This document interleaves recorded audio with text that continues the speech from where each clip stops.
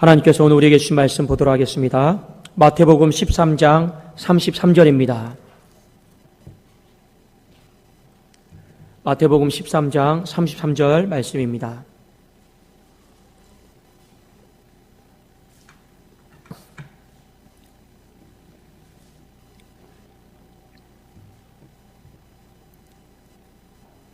우리 한 구절 같이 한번 읽도록 하겠습니다. 시작. 또 비유로 말씀하시되 천국은 마치 여자가 가루 서말 속에 갖다 넣어 전부 부풀게 한 누룩과 같으니라. 아멘. 이 밤에 날씨도 많이 추운데 여러분 잘 오셨습니다. 우리 한번 좌우에 계신 분들 한번 서로 축복하겠습니다. 하나님이 당신을 따뜻하게 만들어 주실 겁니다. 하나님이 당신을 따뜻하게 만들어 주실 겁니다. 네. 오늘은 내적 성장이다라고 하는 말씀으로 여러분과 함께 은혜를 나누고자 합니다. 오늘 말씀에 보면 누룩 비유가 나옵니다. 예수님께서 하나님의 나라를 무엇에 비유할고 지난 시간에는 겨자씨에 비유를 했죠. 오늘은 누룩으로 이렇게 비유를 하였습니다. 한 여인이 적은 누룩을 가지고 이 많은 양의 밀에다가 넣었습니다. 그랬더니 어떤 일이 벌어졌냐면 이것이 엄청나게 커져서 100명이나 넘는 사람이 한 끼 식사를 다 할 수 있는 양이 되었더라. 이렇게 말씀을 하고 있습니다. 여러분 누룩을 좀 잘 모르고 있는 사람도 있을 것 같아서 제가 빵 전문가인 제 집사람에게 물어봤습니다. 이 누룩을 좀 쉽게 설명을 해달라. 근데 참 설명을 잘 해주더라고요.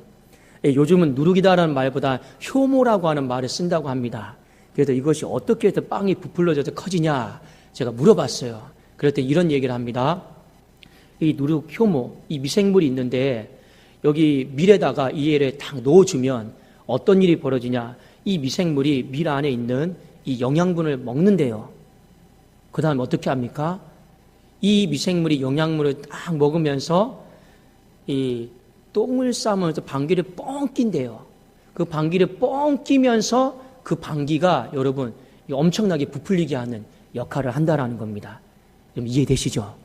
그러니까 적은 누룩이 이 밀가루에 들어가면 엄청나게 번지고 커지는 것, 이 원리를 여러분들 한번 잘 살펴볼 필요가 있습니다. 여러분, 지난 시간에는 겨자씨 비유에 대해 제가 말씀을 드렸죠. 겨자씨 비유는 무엇이냐? 하나님의 나라가 엄청나게 커지고 성장한다라는 겁니다. 작은 곳에 심었는데 이 심는 사람이 어떻게 합니까? 나중에 엄청 커지게 될 것을 생각을 하면서 여러분 밭 가장자리에 심는다라고 했죠. 겨자씨 비유의 핵심은 무엇이냐? 하나님 나라는 외적으로 엄청나게 성장한다라고 하는 것입니다. 그래서 마태복음 28장 19절 20절에 있는 말씀 보면 그러므로 너희는 가서 모든 족속으로 제자를 삼아 아버지와 아들과 성령의 이름으로 세례를 주고 내가 너희에게 분부한 모든 것을 가르쳐 지키게 하라. 볼지어다 내가 세상 끝날까지 너희와 항상 함께 있을지어다. 여러분 예수님이 제자들에게 어디까지 가라고 했습니까? 모든 민족과 열방을 향해 가라고 했습니다. 그만큼 예수님이 제자들을 향한 기대감이 무엇이냐? 하나님의 나라는 여기서 멈추지 않고 우리 독산동을 지나 금천구를 지나 민족과 열방을 향해 뻗어나가게 될 줄로 믿습니다. 우리 이런 소망을 가져야 되는 거죠. 그러면 오늘 또 하나님의 나라에 대해서 한 가지 더 비유를 하셨는데 그것이 무엇이냐면 누룩입니다. 한 여자가 이 누룩을 밀에다가 넣었습니다. 갑자기 엄청나게 커졌다라는 거죠. 100명이 넘는 사람이 동시에 식사를 할 정도로 커졌는데 이 누룩 비유는 어떤 뜻이냐? 하나님의 나라는 내적으로 성장을 한다. 이것을 우리에게 가르쳐주고 있는 비유입니다. 여러분, 그러면 하나님의 나라의 내적 성장 요소는 무엇일까요? 이 겉으로 보이는 것은 겨자씨 성장인데 내적으로 보이는 그 성장, 도대체 뭐가 하나님의 나라는 이렇게 성장을 한단 말입니까? 성경은 그것에 대해서 가장 잘 정리를 했는데 바울이 두 가지로 정리를 했습니다. 여러분 한번 우리 성경을 먼저 좀 찾아보기를 원합니다. 고린도전서 4장 20절입니다. 고린도전서 4장 20절 신약성경 268면에 있습니다.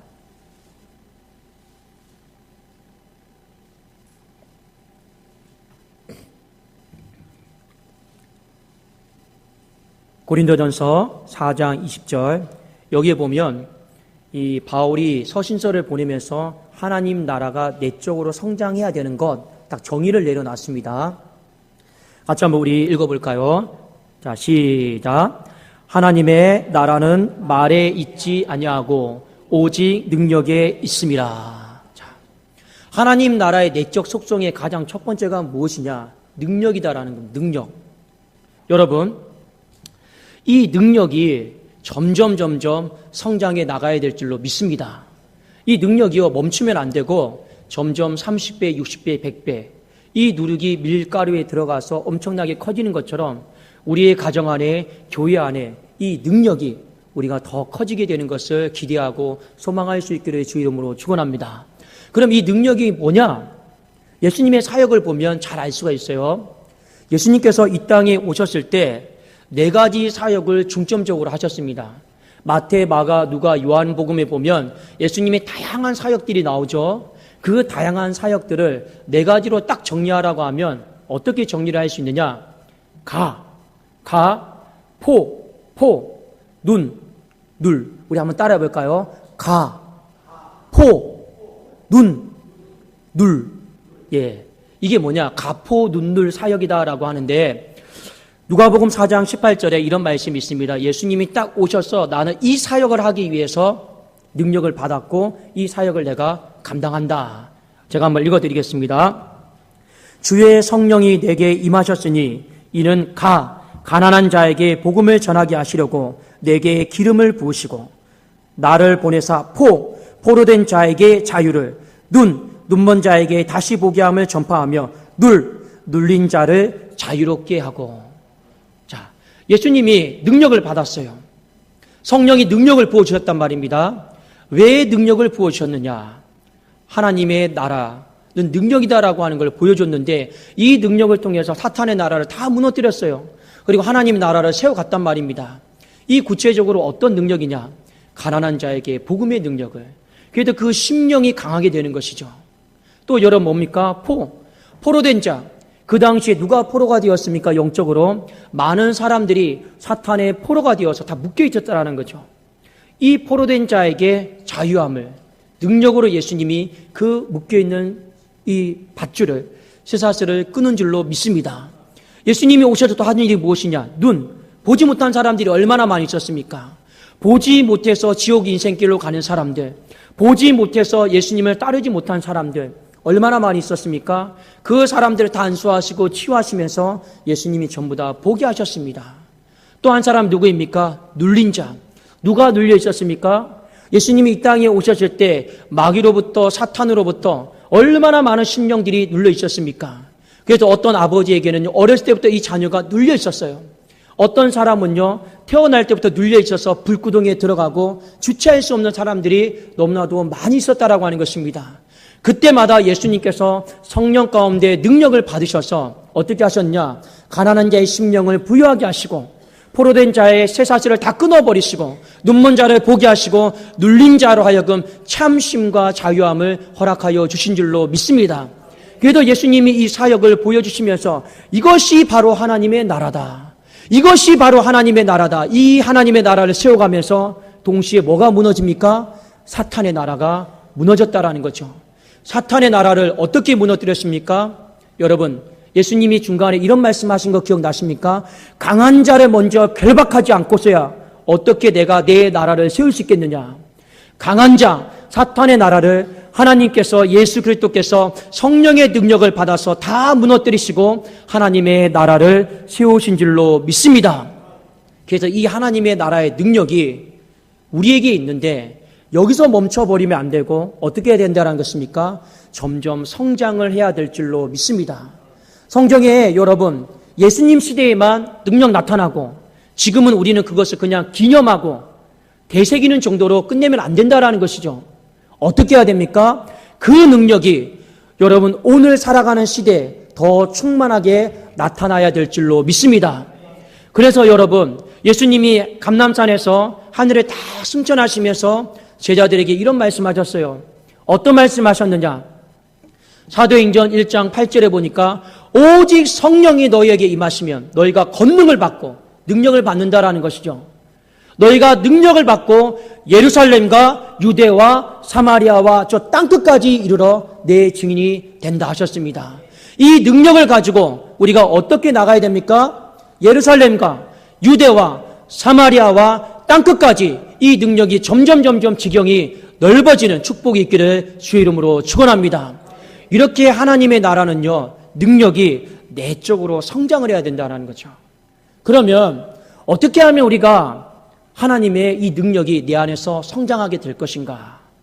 오늘 이것을 여러분 한번 먼저 살펴보기를 원합니다. 그냥 단순히 내게 능력 주십시오, 능력 주십시오 한다고 해서 이 능력이 성장하는 게 아니고, 오늘 예수님이 무엇을 우리에게 말씀하셨는고 하는가? 이 능력은요, 언제 생기냐? 성령이 주시는 거거든요. 능력은 성령이 주시는 줄로 믿습니다. 능력은 성령이 주시는데 어떤 사람에게 능력을 부어주시냐? 하나님과 바른 관계를 맺고 있는 사람에게 반드시 능력을 부어주십니다. 하나님과 바른 관계를 맺고 있는 사람에게 능력을 부어주세요. 그래서 예수님이요, 이 땅에 제일 먼저 오셨을 때 하신 말씀이 무엇이냐? 바로 회개하라, 천국이 가까이 왔느니라. 이 회개하라라고 하는 것은 어떤 의미입니까? 하나님과 우리가 바른 관계를 맺기 위해서 우리가 제일 먼저 해야 될 것이 무엇이냐? 바로 회개하는 것입니다. 회개. 우리가 하나님 앞에 많이 회개하면 하나님과 바른 관계를 맺게 될 줄로 믿습니다. 많이 회개하는 사람에게 하나님이 어떤 은혜를 부어주시느냐? 그 사람에게 성령께서 능력을 충만하게 부어주실 줄로 믿습니다. 그러니까 우리의 삶 속에 있잖아요, 회개를 많이 해야 돼요. 회개를 많이 하는 것은 하나님과 내가 바른 관계를 맺는 지름길인 것이기 때문입니다. 그래도 여러분 마음속에 열심을 내라, 회개하라. 요한계시록 3장에 보면 이런 말씀 많이 하고 있잖아요. 라오디게아 교회를 향해서요. 왜 그래야 되냐? 그래야지만이 하나님과 우리 사이가 바른 관계가 맺어지고, 그 바른 관계가 딱 확정이 되면 성령이 충만한 가운데 능력을 부어주시기 때문에 우리는 회개를 많이 해야 됩니다. 여러분, 하나님과 관계를 잘 맺기를 원하십니까? 그럼 어떻게 해야 됩니까? 회개를 많이 할 수 있기를 주의 이름으로 축원합니다. 우리가 이 회개 가운데 게을러지면 안 돼요. 이 회개 가운데 나태해지면 안 돼요. 그런데 우리는 가만히 신앙생활을 하다 보면 회개 가운데 나태해지고 게으르고 민감해지지 못한 경우들이 많다라고 하는 것입니다. 나 다시 한번 오늘 이 밤에 우리가 한번 생각해 보셔야 돼요. 정말로 하나님이 나라고 하는 사람을 통해 능력을 부어주기를 원하고 있습니다. 이 능력을 여러분 받기를 사모한다라면 먼저 하나님, 제가 주님 앞에 바른 관계를 맺기를 원합니다. 올바른 능력, 사탄이 주는 능력이 아니라 성령이 부어주시는 그 능력을 저에게 부어주십시오. 우리의 가정 가운데, 우리의 교회 가운데 부어주십시오. 그것을 여러분 사모할 수 있기를 주의 이름으로 축원합니다. 그걸 잘 하려면 어떻게 해야 되냐? 내가 날마다 민감해지면서 하나님 앞에 회개할 수 있기를 원합니다. 나는 회개할 거 없는데요. 그러면 저보고 어쩌라고요? 여러분, 머리를 쥐어 짜서라도 회개를 많이 하십시오. 성령님, 이 죄에 대해서 민감해지게 하여 주십시오. 나는 죄가 아니다라고 생각했는데 주님이 죄라고 하신 것이 있다라면 그것도 내가 회개할 수 있는 은혜를 부어주십시오. 자꾸만 여러분 회개할 수 있는 은혜가 있기를 주님의 이름으로 축원합니다. 그러면 능력을 하나님이 부어주시는 거예요. 또 하나, 여러분 무엇이냐?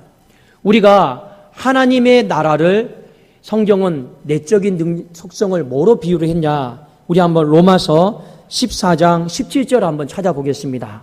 자, 하나님의 나라의 내적인 속성, 첫 번째는 능력이라고 했어요. 자, 두 번째는 뭐라고 나와 있는지 한번 우리 로마서 14장 17절. 이것이 우리 안에 계속 자라나가야 되고 성장해야 된다라고 하는 것을 성경은 우리에게 일깨워주고 있습니다. 근데 이것을요, 우리가 별로 중요하게 생각하지 않아요. 잘 모르니까. 그런데 우리 한번 읽어봅시다. 로마서 14장 17절, 신약성경 259면에 있습니다.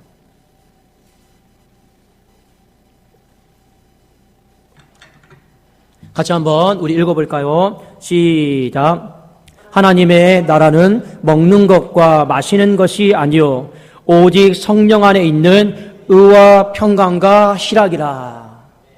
자, 이 로마서 14장을 여러분 집에 가셔도 시간 되시면 꼭 한번 읽어보십시오. 중요한 메시지가 있습니다. 바울이 한 가지 다 정리를 했는데 하나님의 나라는 무엇이냐? 먹는 것과 마시는 것이 속성이 아니다. 하나님의 나라는 성령 안에 있는 의와 평강과 희락이다라고 이렇게 말씀을 하고 있습니다. 그런데 이 단어가 좀 굉장히 좀 어려운 단어예요. 도대체 의는 뭐고 평강은 뭐고 희락은 도대체 뭘까? 이것이 하나님의 나라와 어떤 관련성이 있을까? 우리가 생각할 수 있는데 본문의 맥락과 관점에서 보면 무엇이냐? 세 개가 다른 주제인 것 같은데 하고 싶은 말은 한 가지로 똑같습니다. 여기 본문에서 말하는 의라라고 하는 것은 무엇이냐면 이런 뜻입니다. 의인이 죄인이 의인 되어서 하나님 앞에 구원받은 감격에 감사해서 최선을 다하는 것, 신의를 저버리지 않는다. 마찬가지로 우리가 옆에 있는 형제 자매들을 향해서 내가 하나님 앞에 최선을 다해서 신의를 저버리지 않는 것처럼 내가 옆에 있는 형제 자매, 교회를 향해서 내가 최선을 다해서 신의를 저버리지 않는 것을 여기서는 의라고 합니다. 그런데 우리가 한 가지 기억을 해야 될 게 있어요. 내가 하나님 앞에서 우리가 최선을 다해서 섬기고 신의를 다 하다 보면 자연스럽게 바울은 뭐라고 이야기하고 있느냐? 우리의 자유가 절제해야 된다. 우리의 어떤 자유, 이것이 절제되어야 된다. 여러분 실제로 그렇지 않습니까? 여러분이 하나님 앞에 섬기고 충성을 다하고 이렇게 살다 보면 내 자유가 더 많아집니까? 아니면 줄어듭니까? 줄어들죠. 지금 이 얘기를 하는 거예요. 우리가 죄인이 하나님 앞에 의인이 되어서 신의를 다하다 보면 자유가 절제될 수밖에 없는데 마찬가지로 이것을 옆에 있는 사람들에게 교회를 향해서 우리가 최선을 다해서 섬기다 보면 자연스럽게 내 자유가 절제될 수밖에 없다. 지금 이것을 먼저 가르쳐주고 있는 거예요. 자, 두 번째 여러분 보면 뭐냐? 평강을 이야기하고 있죠. 평강은 여러분 무엇이냐면 공동체 안에서 이 바울이 여기서 말하는 평강은요, 하나님과 우리 사이의 평강을 말하는 게 아닙니다. 공동체 안에서 상호 갈등이 없고 조화로운 상태를 말하는 거예요. 여러분, 가정 안에서도 서로 갈등이 없고 조화를 이루기 위해서는요, 누군가 한 사람이요, 내 뜻과 고집과 생각을 내려놔야 돼요. 내려놔요. 제가 왜 이런 말씀을 드리냐? 저는 예전에 집사람과 이렇게 오랫동안 살아오면서 별로 이렇게 부딪힌 적이 없었어요. 그래도 저는 어떤 생각을 딱 했냐면, 집사람하고 나는 성격이 참 잘 맞는가 보다. 이 나이가 드니까 얼굴도 비슷하게 닮아가고 성격도 이렇게 잘 맞나 보다. 이렇게 생각을 했거든요. 근데 어느 날 한 10년 넘게 살다가 이 성격 테스트를 한 적이 있어요. 성격 테스트를 쫙 했는데 저는 비슷하게 나올 줄 알았거든요. 근데 어떻게 나왔냐? 극과 극으로 나왔어요. 그러니까 소위 말하면 서로 살기 힘든 사람들. 이렇게 나왔단 말이에요. 그게 제가 이해가 안 되는 거예요. 아니, 우리는 살면서 전혀 불편함도 없고 갈등도 없고 평화스러운데 왜 성격 테스트는 서로 살기 힘든 사람으로 나왔을까? 여러분, 왜 그랬을까요? 왜 그랬을까요? 왜 그랬냐? 이유는 딱 한 가지입니다. 가만히 보니까 집사람이 다 저한테 맞춰주고 살아왔던 거예요. 그러니까 이제 본인 성격이 있는데 전부 다 살아오면서 저한테 맞춰준 거예요. 여러분, 성격은 거짓말하지 않죠. 근데 나타나는 삶은 평강이란 말입니다. 그건 왜 그러냐? 한 사람이 자기의 자유를 희생한 거예요. 한 사람이 자기의 자유를 절제한 거예요. 자, 여기 평강은 뭐냐? 우리가 서로 상호 갈등이 없고 평화스러움을 이루기 위해서 내 자유를 절제하고 눌렀다라는 겁니다. 자, 마지막으로 한 가지 더 볼까요? 기쁨이다라고 하는 거 있죠. 여기 희락. 하나님의 나라는 성령 안에 있는 의와 평강과 희락. 희락은 뭡니까? 기쁨이에요. 여기서 말하는 기쁨은 뭐냐? 내가 무언가 일이 잘 돼서 기쁩니다. 이 기쁨을 말하는 게 아니고 다른 사람이 행복해지는 것을 보고 내가 기뻐하는 걸 여기서 말하는 희락이라고 합니다. 그러니까 이거 어떤 의미냐? 내가 어떤 것을 성취하고 이루어서 행복합니다. 이게 아니고 다른 사람이 행복해지도록 내가 섬기고 희생하고 내려놓음으로 생기는 그 기쁨을 말하고 있습니다. 하나님의 나라는 성령 안에 있는 의와 평강과 희락이다라고 했는데 이 세 가지가 다른 것 같지만 한 가지 중요한 메시지가 있습니다. 그것은 무엇이냐? 공동체를 평화스럽게 하고 공동체를 세우고 살리기 위해서 내 자유를 제한하고 절제하는 것. 이게 뭡니까? 사랑인 거죠, 사랑. 이 사랑이다라고 하는 것. 공동체를 세우기 위해서 나를 내려놓고 정말 이 사랑이 드러나게 하는 것. 이것이 하나님 나라 안에서는요, 계속 내적으로 성장을 해야 된다라고 하는 것입니다. 여러분, 두 가지예요. 자, 여러분 이렇게 한번 해볼까요? 자, 하나님의 나라는 뭡니까? 능력이에요. 또 하나님의 나라는 여러분 뭡니까? 서로 세워주는 거예요. 자, 세워주는 거예요. 나를 내려놓고 그 사람을 세워주는 거예요. 여러분, 이게 바로 하나님의 나라입니다. 근데 성경은 우리에게 이 두 가지를 말을 하고 있는 거예요. 무엇이냐? 우리가 어떻게 해서든지 하나님과 바른 관계를 맺으면서 회개를 많이 하면서 우리가 능력을 받아야 된다는 것입니다. 여러분, 우리 사랑하는 성도님들이 가정이, 교회가 연약한 가정과 연약한 교회가 되지 않기를 원합니다. 세상의 어떤 재력과 힘으로 우리가 강해지는 것은 아니죠. 우리가 주가 주신 능력으로 강해질 수 있는 가정과 교회가 될 수 있기를 주의 이름으로 축원합니다. 그건 무엇이냐? 하나님과 바른 관계를 많이 맺으세요. 하나님과 바른 관계를 맺을 수 있는 가장 지름길이 무엇이냐? 회개를 많이 할 수 있기를 원합니다. 그러면 성령께서 그걸 보시고 우리 가운데 능력을 충만하게 부어주실 줄로 믿습니다. 또 하나 우리가 이 누룩의 비유를 통해서 알아야 될 것은 무엇이냐? 가정도 마찬가지고 교회도 마찬가지입니다. 여러분, 우리는 살아도 주를 위하여 살고 죽어도 주를 위하여 죽는 인생인 줄로 믿습니다. 나를 위하여 사는 인생은 이제는 없어요. 우리가 그리스도 안에 들어온 이상 나를 위하여 사는 인생은 없단 말입니다. 우리가 그리스도 안에 들어온 이상, 우리가 이제 하나님의 나라 안에 들어온 이상, 성령 안에 들어온 이상 우리는 무엇을 위해 살아야 되느냐? 우리는 누군가를 위해 살아야 되고 우리는요, 교회를 위해 헌신해야 되는 것입니다. 이것이 억지가 되면 안 된다라는 것이요.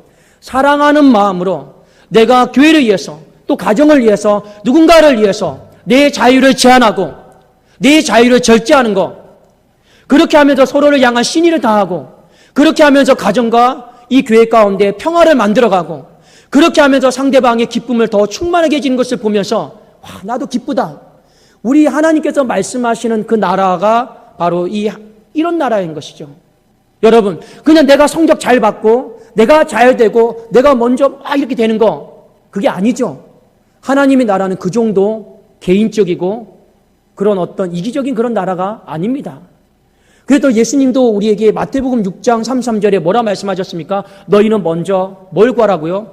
그의 나라와 그의 의를 구하라 하였습니다. 내 나라는 뭡니까? 먹을 거, 입을 거, 마실 거예요. 근데 하나님의 나라는 뭡니까? 먹을 거, 입을 거, 마실 거. 나와 있잖아요. 하나님의 나라는 먹는 거, 마시는 거 아니다라는 겁니다. 먹는 거, 마시는 거 누구의 것이에요? 내가 추구하고자 하는 거잖아요. 하나님의 나라는 먹는 거, 마시는 거 아니다. 어떤 겁니까? 성령 안에 있는 의와 평강과 희락이다라고 하는 것입니다.